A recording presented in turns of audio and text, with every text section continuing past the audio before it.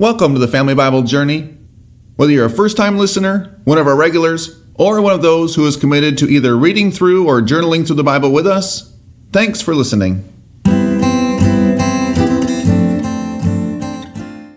This is episode 419, season 1 of the Family Bible Journey Old Testament podcast. Today we're looking at Proverbs chapter 22. The title of today's podcast is The Poverty Trap. In our key verses for today, the entirety of Proverbs chapter 22, where we read, "A good name is to be chosen rather than great riches, and favor is better than silver or gold. The rich and the poor meet together. The Lord is the maker of them all. The prudent sees danger and hides himself, but the simple go on and suffer for it. The reward for humility and fear of the Lord is riches and honor and life. Thorns and snares are in the way of the crooked. Whoever guards his soul will keep far from them. Train up a child in the way he should go. Even when he is old, he will not depart from it.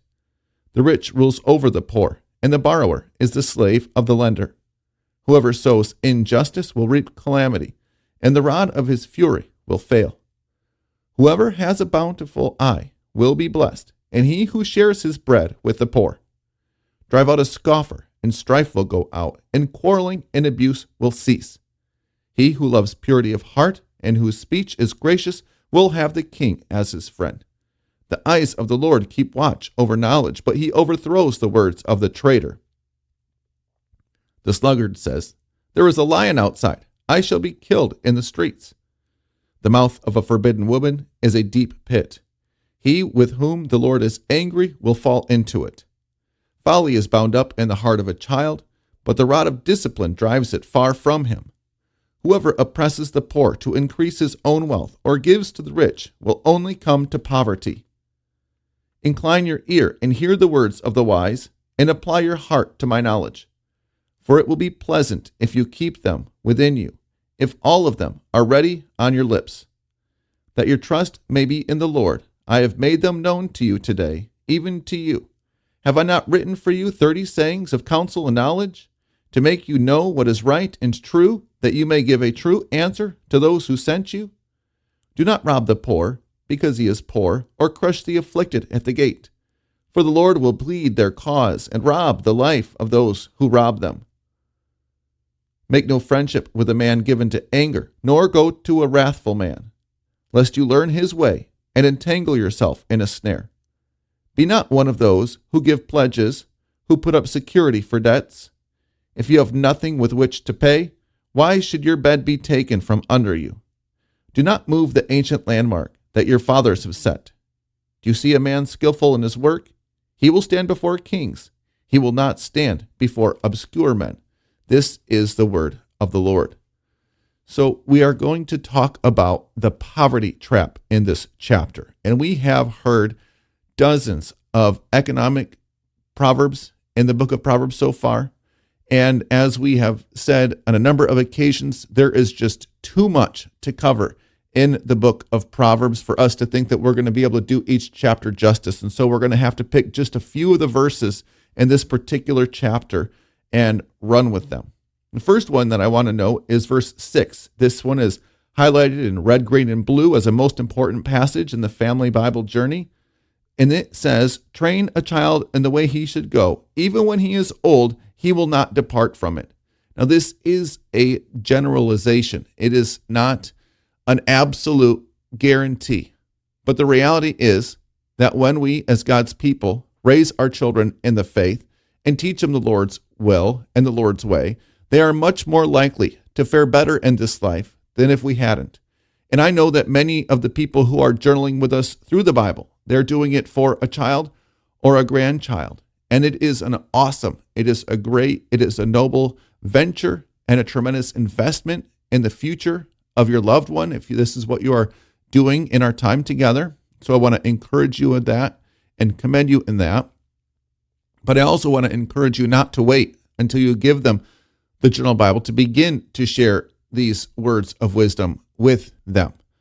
Because the younger a person is, when they hear the words of truth, the more likely they are to be inclined to it. And every time I do a wedding for a young couple or do a baptism for a young child, I always encourage the parents to be faithful in bringing that child to church at the earliest age, because if a child grows up in the church, they're going to feel comfortable in the church. They're going to see that as a place where they belong.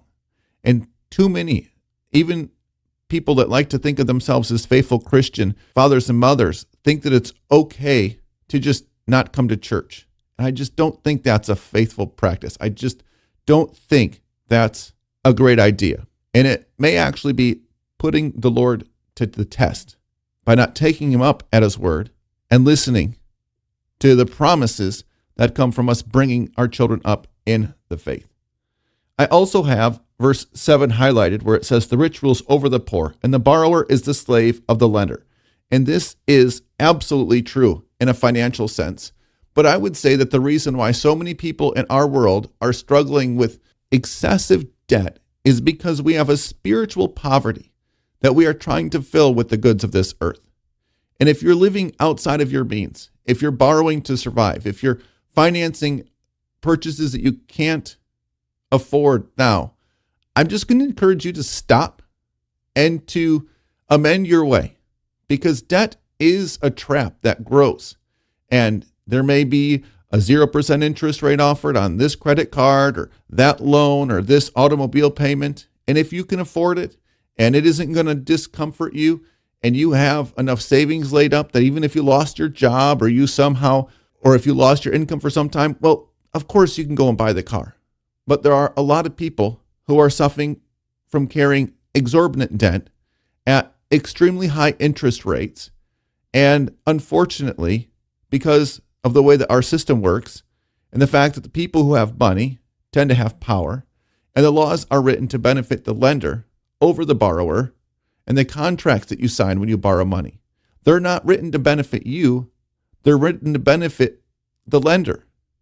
Well, if you start playing that game, you are likely to get burned and could get backed into a very difficult place in life. And so let us acknowledge that it is sometimes our own spiritual poverty that leads us into debt, looking for satisfaction or validation or approval in the things that we own, rather than seeking those things from God and trusting that he will give us what is ours in the proper and due time. Speaking of the rules being written for the rich and the powerful, verse 16, it says, whoever oppresses the poor to increase his own wealth or gives to the rich will only come to poverty. This is a warning for those that think that they are going to profit at the case and at the expense of the poor. And I would suggest, as I've said in other episodes of the podcast, that a lot of our economic system in our country today, it is unethical. Yes, it may be legal if people agree to pay exorbitant interest rates for whatever reason, but that doesn't make it right. And in the end, there are many greedy corporations, many greedy individuals who are profiting at the expense of others, knowing full well that they are going to plunge many others into financial ruin just to make a little bit more filthy lucre.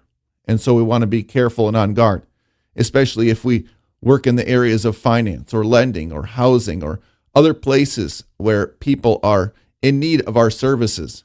Let us not seek to profit at the expense of others, but rather let us meet their need in a fair and equitable way, that they can be blessed and that we can be blessed by meeting that need. This isn't rocket science. And then the last one that I have highlighted. Do not rob the poor because he is poor, or crush the afflicted at the gate, for the Lord will plead their cause and rob the life of those who rob them. This is, again, another warning for those of us who are in any sort of a position to help somebody out or potentially victimize somebody, especially in the areas of finance or interest or lending, to know that our transactions that we do, the contracts that we sign, when we sign our name to it and another person signs their name to it, it is ultimately the Lord who is going to judge whether we were fair in our dealings or not. And so let us go forward in faith, finding ways where we can help other people out, that we can find mutually beneficial partnerships and agreements that lift all parties up in one way or another, knowing that God's will is done when we do. and that there is a tremendous trap, not just to financial ruin and poverty, but rather to a poverty of soul, if we ourselves are willing to profit at the pain and financial detriment of others.